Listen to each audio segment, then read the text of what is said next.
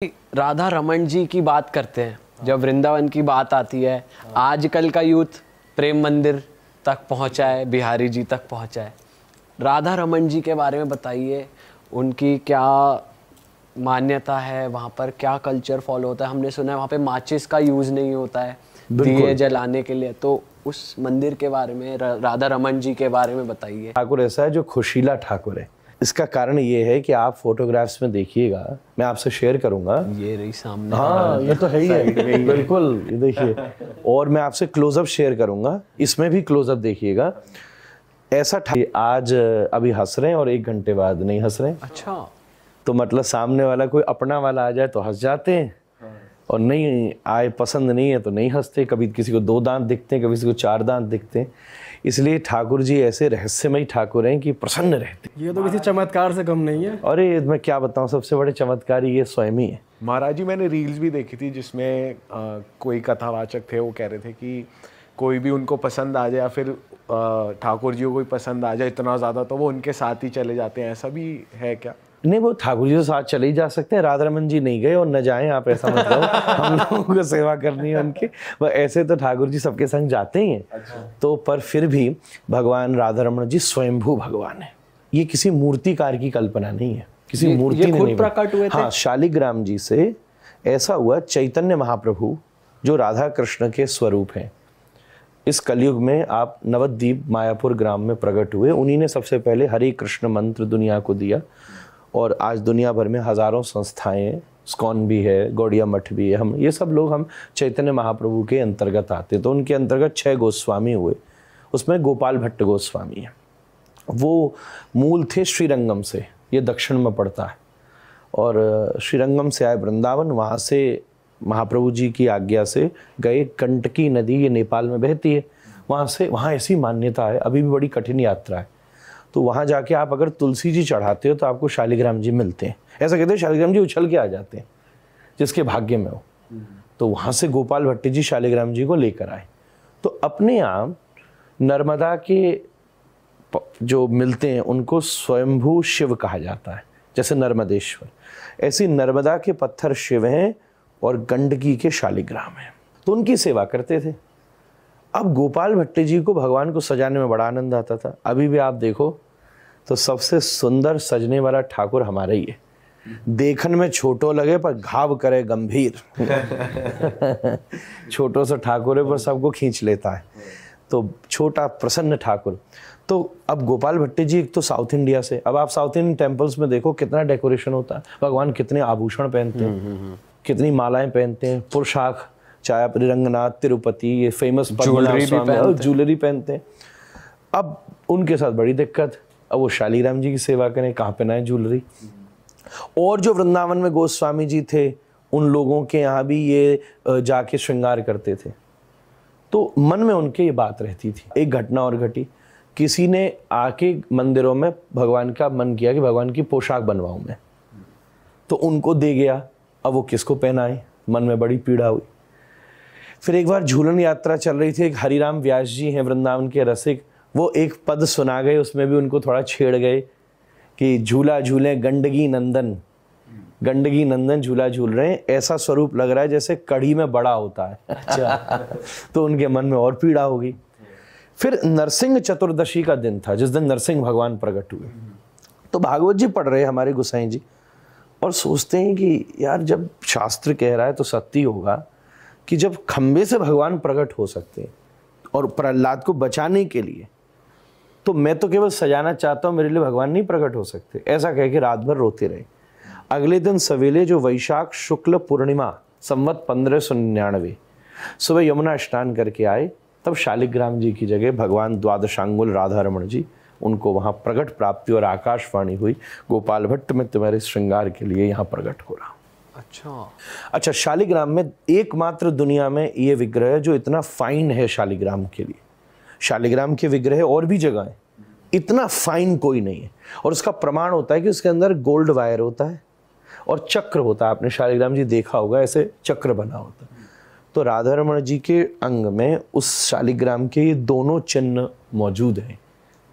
बहुत समय पहले एक बार कई जर्मन के लोग आए थे, उन्होंने आके दूर से स्कैन भी किया तो उन्होंने रिपोर्ट दी उस समय, हमारे मंदिर के उसमें है कि ये साक्षात विग्रह भगवान श्री कृष्ण के ग्रेट ग्रैंडसन हुए वज्रनाभ, उन्होंने वृंदावन को एस्टैब्लिश किया।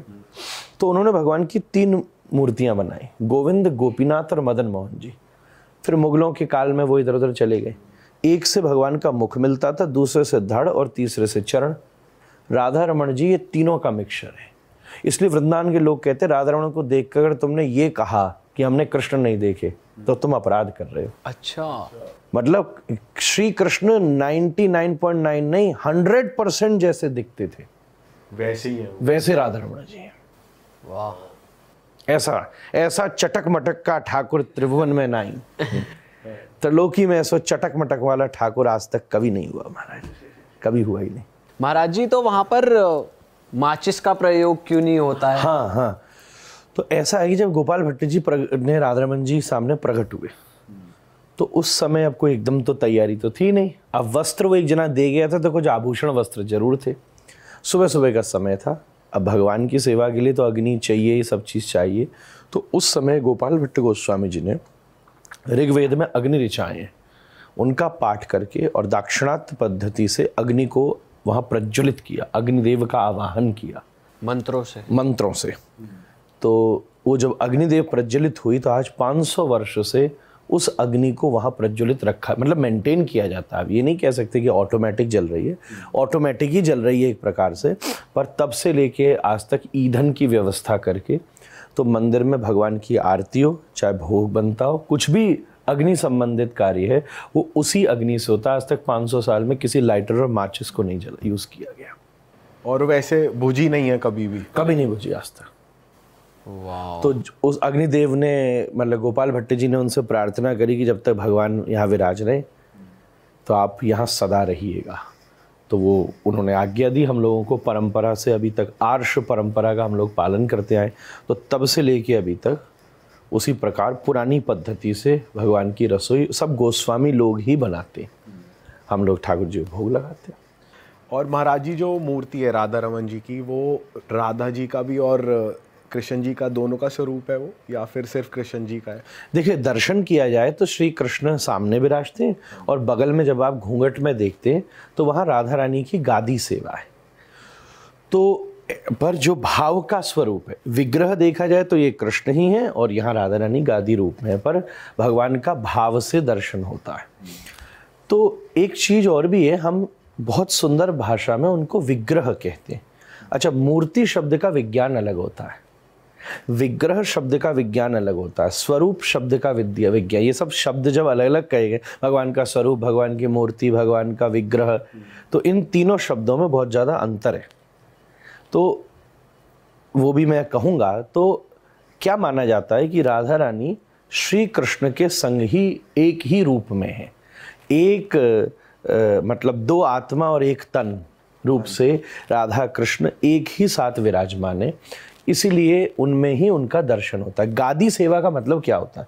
जैसे ये सीट है जिसमें आपने मुझे बिठाया, ये आप सबकी सीट यहाँ डली है, तो और तो कोई नहीं बैठेगा, जब आप आओगे तो आप बैठ जाओगे। तो कहने का मतलब राधा रानी कृष्ण के संग है और उनकी गादी सेवा है वो, मतलब लीला चल रही है, दोनों साथ में खेल रहे हैं, नृत्य चल रहा है, गायन हो रहा है। जब लीला पूरी हो जाएगी तो वो अपनी गादी पर विराजमान हो जाएंगे, इसी को गादी सेवा कहते हैं। जो बिहारी जी में भी वही भाव है, राधा वल्लभ जी में भी वही है, ऐसी राधा रमण जी में, वृंदावन के 3 आर्ष परंपरा के ठाकुर हैं, तो तीनों जगह यही पद्धति की भावना होती है। दोनों श्री कृष्ण का वो स्वरूप जहाँ राधा रानी रमण कर रही है, इसलिए राधा रमण, वाह, ये भाव है। महाराज जी ऐसे देखा जाए आजकल ऐसे चमत्कार नहीं होते जैसे पहले, जैसे आपने बताया राधा रमन जी के बारे में, या फिर ज्योति अपने आप जल गई। आजकल क्यों नहीं हो पा रहा है ऐसा, कि या फिर लोगों की आत्मा ज़्यादा साफ नहीं है, या फिर क्या रीज़न है? क्योंकि सतयुग में भी चीज़ें पॉसिबल हुई, द्वापर युग में भी हुई, कलयुग में ऐसा कुछ ज़्यादा है हुआ नहीं पॉसिबल। नहीं, अब ये कलयुग की कहानी सुना रहा हूँ मैं आपको। 500 साल पहले कलयुग ही था, मीरा 500 साल पहले हुई है जो भगवान में समा गई, चैतन्य महाप्रभु भी 400-500 साल पहले ही हुए, तो कलयुग को तो 5000 साल हो गए भाई। ऐसा कह सकते हैं कि 21st सेंचुरी के लोग ज्यादा दुष्ट हो गए। हाँ, अब नहीं हो रहा, ये कह सकते हैं। 500 साल पहले हो गया। मैं ये भी नहीं कह रहा, चमत्कार के लिए समझदार होना जरूरी है। पर जो ज्यादा समझदार है वो चमत्कार नहीं मानता। नहीं, समझदार किस परिवेश में? वो समझदार अपने आप को मान रहा है। और हम अगर कोई वो गैजेट अच्छा यूज कर ले रहा है, जरा अंग्रेजी भाषा बोल ले रहा है, आज इंटेलेक्चुअल बनने का मतलब क्या है? Oh you know I have found out the 10th planet, ऐसी कोई बात बोल दे, यू विल फाउंड कि वो बड़ा भारी इंटेलेक्चुअल टॉक कर दी इसने। तो समझदार कुछ भी इंग्लिश में कह देना इंटेलेक्चुअल नहीं है, वाली बात नहीं। एक हवा बना दिया, आपको पता है, एक अलग नया सोलर सिस्टम मिला है। तो समझदार का मतलब क्या है, ये भी तो समझना पड़ेगा। किसने उस समझदार की परिभाषा को फिक्स किया है? तो आप आज जिन्हें समझदार कह रहे हैं वो किस बिहाफ पर समझदार हैं, पहले ये प्रमाणित करें। वो गुड टू टॉक हो सकते हैं, पर समझदारी का एक बहुत बड़ा अर्थ होता है कैरेक्टर। समझदारी का आधार होता है कैरेक्टर, वो कहाँ के खड़ा होता है, ये भी प्रश्न है। तो इसीलिए मैं ये कहूँगा, जो मैंने भी आपसे बात की, अग्नि प्रकट हो गई ऐसी बात नहीं है। अग्नि उन्होंने दक्षिण से एक विधि थी, एक मैकेनिज्म था, इसलिए मैंने उस शब्द का प्रयोग किया। एक जैसे हमको ये पता है कि 2 पत्थरों को घिसो और आग पैदा हो जाती है। हाँ। तो नॉर्मल आदमी को तो ये भी चमत्कार लगा, अरे भाई, जब पहली बार ऐसा हुआ। एक है ना, डिस्कवरी पर डॉक्यूमेंट्री आई थी कि ट्राइबल एरिया में किसी ने ऊपर से खाली कोक की बोतल फेंक दी नीचे, देखना कभी। अच्छा। तो जो ट्राइबल लोग थे उनको लगा है भगवान का मैसेज आया, इसमें संगीत भी बजता, ये क्रिस्टल है, आरती करने लगे उसकी, ये अफ्रीका की बात है।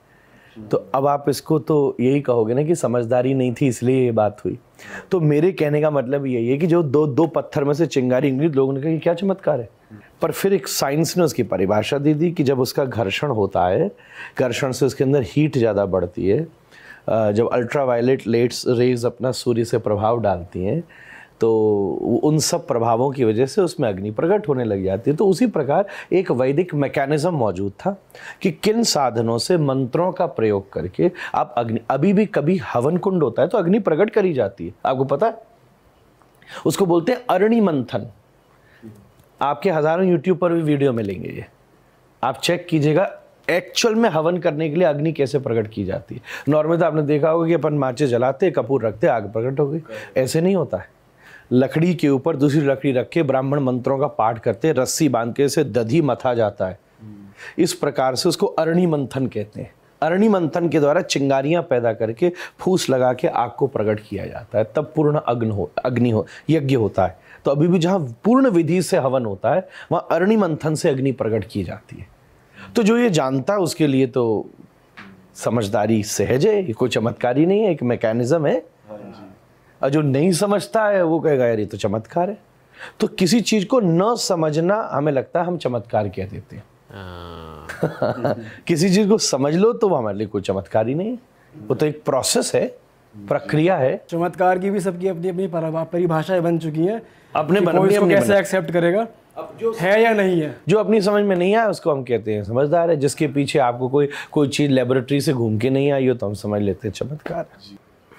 महाराज जी, वृंदावन की जब बात होती है तो राधा कृष्ण की बात होती है, पर हम सबको पता है कृष्ण जी कंस का वध करने के बाद बहुत यंग एज में वहाँ से उन्होंने अपनी यात्रा प्रारंभ कर दी थी द्वारका की तरफ। पर किशोरी जी के बारे में कोई ज़्यादा पता नहीं है हमें कि उनकी क्या लीलाएं थी कृष्ण जी से अलग होने के बाद वहाँ पर, या वृंदावन में भी राधा रानी की क्या लीलाएं थी, क्या उनके मतलब वो क्या करते थे, उनका लाइफ कैसी रही, वो उनकी लाइफ कब पूरी हुई ब्रज में, तो उसके बारे में कुछ बताइए।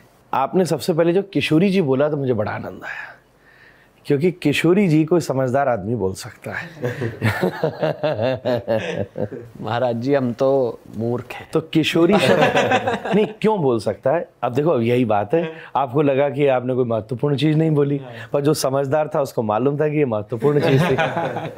तो किशोर की जो हो उसको किशोरी कहा जाता है।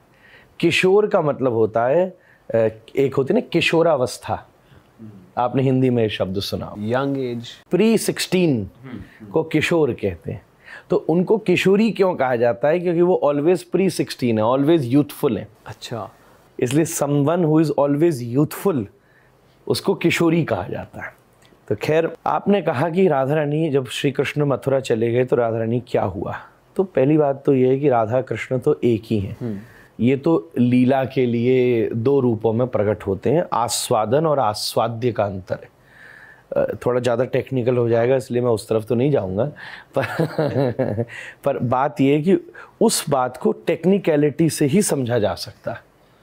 ऐसे समझिए कि एक बार एक रामलीला में एक बड़ी घटना हुई कि जिनको राम जी का रोल करना था वो बीमार हो गए और 2 मिनट में रामलीला शुरू होनी थी, तो अब क्या किया जाए, बड़ी कठिनाई थी। तो उसी समय एक जना जो कोई और पात्र बन रहा था, या आप अज्यूम कर लो कि जो सीता जी बन रही थी, उसने ये कहा कि मैं तो राम जी को खूब देखा है क्योंकि मेरे साथ ही सारा रोल किया है, अगर आप बोलो तो जहाँ राम जी का प्रोमिनेंट रोल है वहाँ मैं उस रोल को कर देती हूँ। मतलब वो भी पुरुष ही था जो सीता जी बनता था, तो एक ही पुरुष एक सीन में राम बन के आया और एक ही पुरुष एक सीन में सीता जी बन करके आया। ऐसे करके उसने रामलीला पूरी कर ली। बस ऐसे ही वो एक ही तत्व एक समय कृष्ण बन के आया, एक ही तत्व एक समय राधा रानी बन के आया। ये दोनों इस हिसाब से एक ही हैं। अब हम अगर घटनाक्रम की बात करें, पहली बात यह है कि जब राधा कृष्ण की बात की जाती है तो कोई ऐसे ऐतिहासिक पुरुष की तरह बात नहीं होती कि इसके बाद ये हुआ था, इसके बाद ये हुआ था, इसके बाद ये हुआ था। नॉर्मल लेवल पर हम इनके विषय में संवाद नहीं कर सकते। फिर भी आपने ये प्रश्न किया है, तो ब्रह्मवैवर्त पुराण में राधा रानी को लेकर के बहुत सारी कथाएं बहुत आनंद से प्राप्त होती हैं। तो श्री कृष्ण राधा जब साथ में हैं, प्रिया जी साथ में हैं, तब तो बहुत सारी भागवत आदि कथाओं में हम लोग सुनते ही रहते हैं सब क्या क्या आपने लीला करी। पर जब श्री कृष्ण का मथुरा गमन हो गया तो ब्रह्मवैवर्त पुराण के और 49वें अध्याय में एक प्रसंग आता है 49th चैप्टर में, जहाँ भगवान ये कहते हैं मतलब कि मैं आपसे मिलूंगा, मैं जा रहा हूँ मथुरा तक, मैं आऊँगा। तो राधा रानी कैसे रहीं? कृष्ण की प्रतीक्षा में नहीं, इंतज़ार में नहीं। जैसे मैं आपसे कह दूं कि नेक्स्ट संडे आपसे मिलूंगा, तो आप कैसे रहोगे? मेरे इंतज़ार में रहोगे। या मैं आप मुझसे कहो मैं वृंदावन आ रहा हूँ, तो मैं कैसे रहूँगा? आपके इंतज़ार में रहूँगा। तो ब्रह्मवैवर्त पुराण ये कहता है कि राधा रानी यहाँ कैसे रहीं? यहाँ कृष्ण की प्रतीक्षा में रहीं। और फिर उसके 115 वर्ष के बाद में राधा रानी श्री कृष्ण से कुरुक्षेत्र में मिली। अच्छा, हाँ मिली। एक बीच में और प्रसंग आता है कि जब राधा रानी लगभग 12 वर्ष की हो गई तो ब्रह्मवैवर्त पुराण के 126वें अध्याय में ये प्रसंग आता है। अब श्री कृष्ण तो मथुरा चले गए। अब राधा रानी का जो जन्म हुआ है वो हुआ है वृषभान जी के घर। वृषभान जी वैश्य कुल के थे, जातियों में समझा जाए तो राधा रानी का वहाँ जन्म हुआ। अब वृषभान जी के मन में विचार हुआ कि अब आगे कैसे होगा। एक जैसे लौकिक माता पिता विचार करते कैसे होगा। उस समय ब्रह्मवैवर्त पुराण ये कहता है कि श्री राधा रानी ने कहा, वृषभान जी ने आग्रह किया कि अब आप विवाह करो, विवाह करो। तो यहाँ 2 प्रकार के प्रसंग मिलते हैं। ब्रह्मवैवर्त पुराण है भैया, मैं उसका इसलिए नाम ले रहा हूँ क्योंकि बाद में आगे समझदारी से व्यक्ति समझे। तो यशोदा मैया की रिश्तेदारी में एक रायण नाम के गोप हैं जिनका नाम ब्रह्मवैवर्त पुराण में मिलता है। राधा रानी ने अपनी एक छाया राधा को प्रकट किया, ऐसा शास्त्रों में होता है। जैसा सीता जी ने छाया सीता को प्रकट किया। हम लोग ये कथा सुनते हैं कि सीताराम जी साथ रहे, ऐसा नहीं था। ऐसा रामचरितमानस आदि ग्रंथों में मिलता है कि राम जी ने सीता जी को कहा कि रावण तुम्हारा हरण नहीं कर सकता, मूल सीता में तो इतनी शक्ति है। तो उसको कहा गया कि तुम अपनी छाया सीता को जन्म दो और अग्नि में वास करो। और बाद में उसी अग्नि से मूल सीता जी प्रकट हुई, उसी का नाम अग्नि परीक्षा है। वो नहीं है जो आजकल हम लोग घुमा देते हैं। तो इसके आगे की जो लीला है वो छाया सीता ने की। छाया सीता का मतलब क्या होता है? आज के परस्पेक्शन में मैं बोलूं, समझदारी से बोलूं, तो आज जैसे हम अपना क्या मैं आपको बताऊं क्या शब्द है टेक्निकल, पर जैसे कोई फिल्म अदाकार अपना डुप्लीकेट तैयार करता है, बॉडी डबल। हाँ, body double, that's the right word, body double. आज अगर देखा जाए तो उसका मतलब बॉडी डबल ही है। तो आज के समय ये टेक्नोलॉजी है। वो भारत जो इतना उन्नत था तो उस समय भी तो ये टेक्नोलॉजी होगी कि नहीं होगी? तो सीता जी का भी यही कहा जाता है कि छाया सीता। उसी प्रकार से छाया राधा का प्राकट्य हुआ और छाया राधा रानी ने एक इन गोप से, सायन नाम के गोप से विवाह किया। वो वहाँ रहीं और अपने एक सहज उस कार्य को चलाया। वहाँ चक्रवर्ती पाद ने एक अभिमन्यु नाम के व्यक्ति का भी वर्णन किया है, जहाँ राधा रानी जी का उनके साथ छाया राधा का विवाह हुआ। पर जो मूल मेन राधा है वो कैसी रही? वो कृष्ण की प्रतीक्षा में रही। उनका श्री कृष्ण के साथ विवाह भी हुआ। अच्छा, विवाह हुआ था? विवाह हुआ। इसका वर्णन ब्रह्म वैवर्त पुराण में मिलता है। उसकी कथा ऐसी मिलती है कि नंद बाबा कृष्ण को लेकर जा रहे थे और बड़ी तेज आंधी आ गई। तेज कृष्ण के मन में इच्छा है कि मैं राधा रानी से मिलूं, तो परमात्मा इन्होंने माया फैलाई, सब तरफ बहुत जोर से आंधी आने लगी। तो नंद बाबा घबरा गए कि मेरा छोटा बच्चा मेरे साथ में। तो वो भगवान से अब प्रार्थना करने लगे कि भगवान किसी अपनी शक्ति को भेजो, मुझे बचाए। तो वहाँ राधा रानी प्रकट हुई। तो उन्होंने कहा आप कोई देवी श्रेष्ठ आई हैं, मेरा बच्चा छोटा है, आप मेरे बालक का ध्यान रखो। ऐसा कहकर उन्होंने राधा रानी को उनको दिया, राधा रानी को दिया कृष्ण को कि ये मेरा बालक है, ध्यान रखो। और नंद बाबा वहाँ से चले गए। फिर राधा कृष्ण दोनों भांडीर वन में गए। एक जगह है व्रजमंडल में जिसको भांडीर वन कहते हैं। वहाँ ब्रह्मा जी प्रकट हुए और ब्रह्मा जी ने पूरा वर्णन ब्रह्म वैवर्त पुराण में प्राप्त होता है, किस प्रकार से विवाह के मंत्र पढ़े। जैसे पिता एक प्रकार से सब कार्य करता है, पुरोहित एक प्रकार से सब कार्य करता है, उस प्रकार से राधा कृष्ण का आपने विवाह किया। तो श्री राधा रानी कैसे रही? पूरा व्रजमंडल कैसे रहा? कृष्ण की प्रतीक्षा में रहा, भगवान के इंतजार में रहा। फिर 115 वर्ष बाद उन्होंने ये बात कही भी कि आप तो कहते थे कि आप आएंगे और हम तब से आपकी प्रतीक्षा कर रहे थे, आप तो मिलने ही नहीं आए। इसके बहुत भावमय प्रसंग भी हैं। मैं व्यासपीठ पर जब बैठता हूँ तो अलग ढंग से इसको गाता हूँ, पर वो व्यासपीठ का अपना प्रभाव होता है। तो तब श्री कृष्ण कहते हैं कि अब ये समय का अपना प्रभाव था, क्योंकि गर्ग संहिता में एक लीला आती है कि एक श्रीदामा नाम का भक्त था। तो जब राधा रानी, श्री कृष्ण का तो प्रेम है, तो राधा कृष्ण दोनों आपस में संवाद कर रहे थे। तो उसी समय श्रीदामा नाम के गोप ने ये संकेत किया कि आपने श्री कृष्ण से ऐसे क्यों कहा, मैं तो भक्त हूँ। तो राधा रानी बोली कि भाई आप बीच में क्यों बोले? तो उससे राधा रानी को उसके प्रति थोड़ा क्रोध हुआ। तो बोले लगता है कि तुम इस अंतरंग लीला के स्वरूप को नहीं समझ सकते, तुम्हें यहाँ नहीं रहना चाहिए। तब भगवान ने भूमिका बनाई कि मैं वृंदावन में प्रकट होकर लीला करूंगा। तो श्रीदामा नाम के गोप ने भी कहा कि जब भगवान भी आ रहे हैं तो राधा रानी आप भी ब्रजमंडल में प्रकट होगी, और कुछ समय तक, जो कि मुझे यहाँ से जाने की वजह से श्री कृष्ण का विरह हुआ, तो आपको भी वो विरह का अनुभव किया जाएगा। उसको कहते हैं हमारे यहाँ विप्रलंब की लीला, संयोग की लीला और विप्रलंब की लीला। विप्रलंब मतलब किसी की प्रतीक्षा करना। तो इस कारण से श्री राधा रानी ने इतने वर्षों तक श्री कृष्ण की प्रतीक्षा करी और फिर 115 वर्ष के बाद कुरुक्षेत्र में आपका मिलन हुआ। तो ये तो घटनाक्रम से आप वर्णन कर सकते हो, पर राधा कृष्ण की लीला तो भावी इंसानी लीला नहीं है। कर्तुम अकर्तुम अन्यथा कर्तुम समर्थ ईश्वर है। हम जो कर सकते हैं वो कर सकता है, जो हम कर नहीं सकते सोच सकते हैं वो कर सकता है, जो अपन सोच भी नहीं सकते वो भी कर सकते हैं, उसको ईश्वर कहते हैं। ये शास्त्र की परिभाषा है। तो इस दृष्टि से भगवान ने अगर यूं विचार किया जाए तो श्री कृष्ण तो ये भी कहते कि मैं आज तक कभी ब्रज से बाहर ही नहीं गया। मैं जहाँ जैसे छाया राधा रानी वो लीला कर रही है, ऐसी छाया कृष्ण बाहर की लीला कर रहे हैं। हमारे मेन कृष्ण राधा रमण लाल तो सदा से हमारे पास वृंदावन में विराज रहे और खूब राधा रानी के साथ भिन्न भिन्न रोज की दिव्य भिन्न भिन्न लीलाओं को ब्रज में अंदर संपादित कर रहे हैं।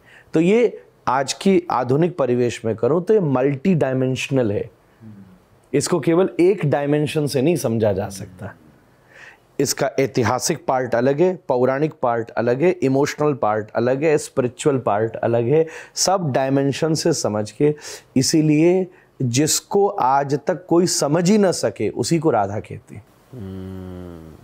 ये राधा रानी के गुणों में एक गुण है, 25 गुण है राधा रानी में, जिनको देखकर श्री कृष्ण आनंदित हो जाते हैं। उनमें एक गुण यही है कि जिसके बारे में कोई पता ही नहीं लगा सके, इसलिए राधा रानी के विषय में आज तक कोई पता ही नहीं लगा सकता।